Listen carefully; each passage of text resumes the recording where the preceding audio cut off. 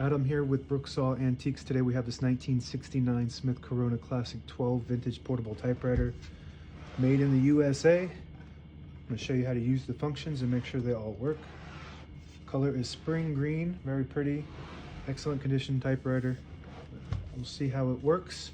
Up top is the adjustable paper guide. This helps you guide the page in straight. I'm going to line that up with the edge of the platen, which is the main roller that feeds the paper. Above that are the margins. This is the left margin. I'm going to set that on 0. And you just push them down to move them. I'm going to set this right one around 75. That's about the length of the page, and this is the paper support arm that flips up from the back. And this is the paper bell that sits on top. It's got 2 adjustable rollers.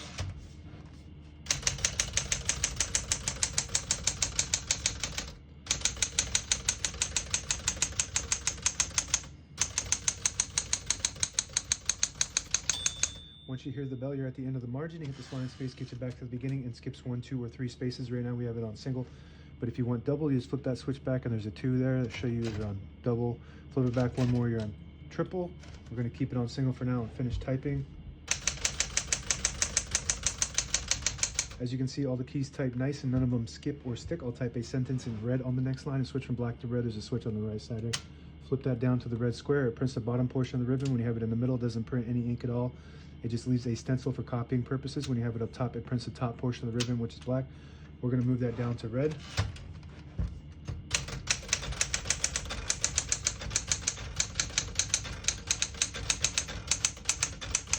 Beautiful typing machine, excellent condition all around, inside and out. Very nice, well manufactured, well engineered typewriter.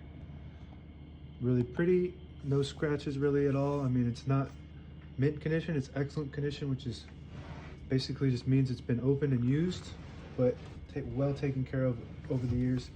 To pull the page out easy, there's a switch on the right side here. You flip it forward and it unlocks the rollers underneath the platen, allowing you to pull the page out easier, load thicker paper like carbon copy or cardstock. Make sure you flip that back before you load the next page or else it won't load correctly. The platen on this looks like almost like it's brand new. So to pull the platen off, you just pull this paper bale back, flip up this panel here, and there's a little lever. You flip that lever up and it unlocks the platen. I just had a brand new Hermes 3000 platen redone, and it looks almost like this. I mean, you could tell this has been used, but it's one of the best condition platens I've seen, used ones. And that just snaps right back in like that. And we're gonna put down the paper support arm and put the color back on black. Shift on each side, shift lock on the left to clear that, hit the shift button again.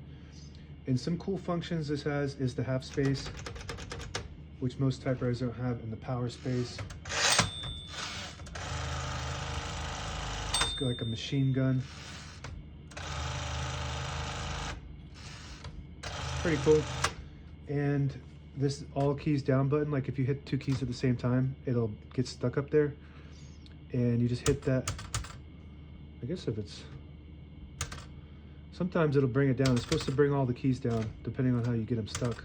It kind of works. So if they get tangled up too much, it won't work, but I guess that's to help pull them down so you don't have to touch them and get ink on your hands. Also, it has these 2 custom keys on the top sides of each side. You can just pop these off and replace them with custom keys. This is a 1 and exclamation point, which most typewriters don't have. So that's the custom key and the plus and the equal sign on the right side.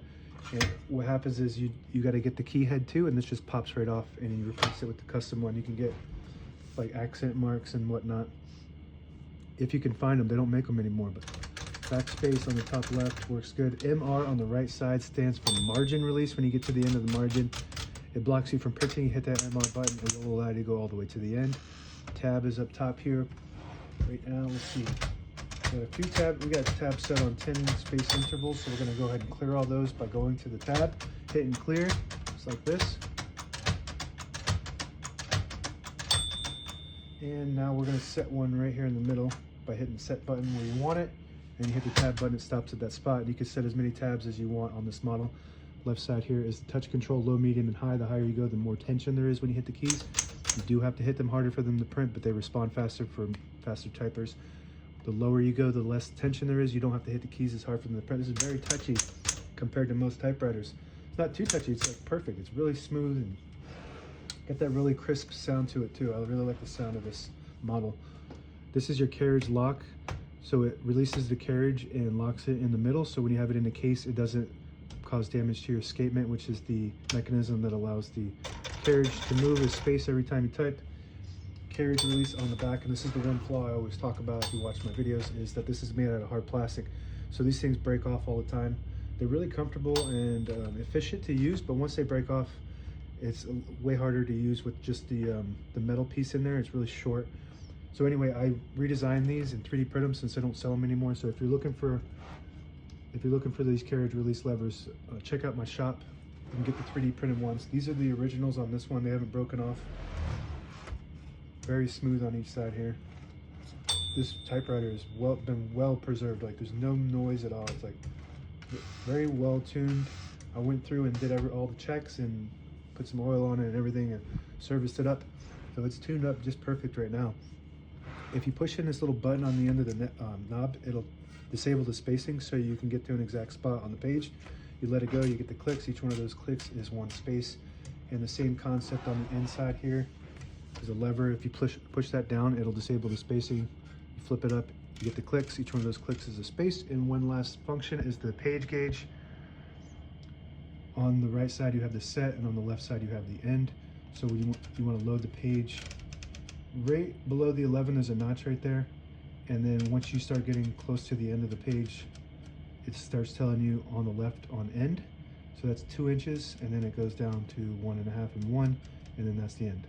And that's it. Now available on eBay or Etsy. Search Brooksaw Antiques.